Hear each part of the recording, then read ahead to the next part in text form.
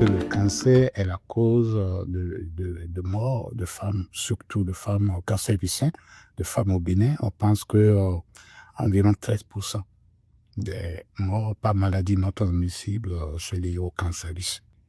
Et le problème, c'est que le cancer du sein, comme la plupart des maladies non transmissibles, est détecté très tard, au moment où il n'est plus possible de faire quoi que ce soit.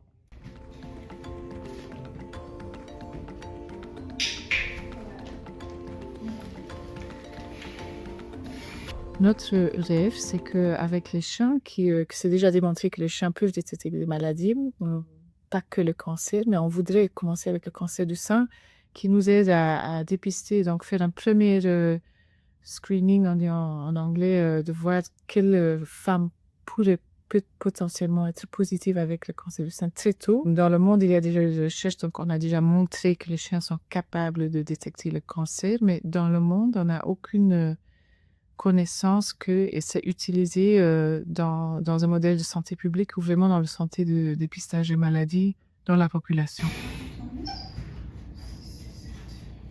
C'est une méthode qui peut se répéter plusieurs fois, tous les jours, puisque le prélèvement est non invasif.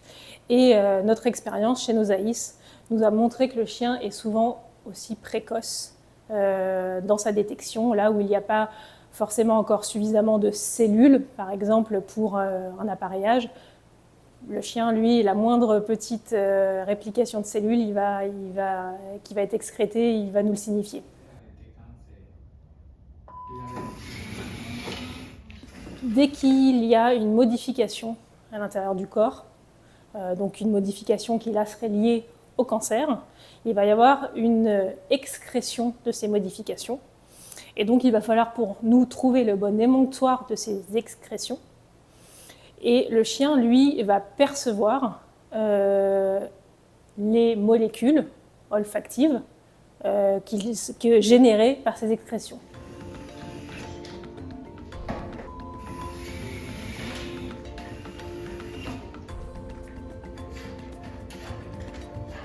Il doit apprendre à faire la différence entre les différentes odeurs qu'il y a dans la machine et à voir les points communs.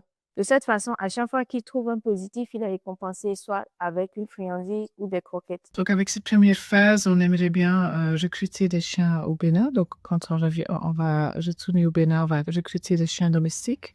On espère recruter entre 8 et 10 chiens et que nos éducateurs canins vont commencer la formation de base, donc que les chiens apprennent à montrer avec leur nez qu'est-ce que c'est un échantillon et comment un échantillon positif ou négatif. Donc ça sont les résultats qu'on aimerait bien avoir après cette formation dans le phase 0 avec le financement Murphy.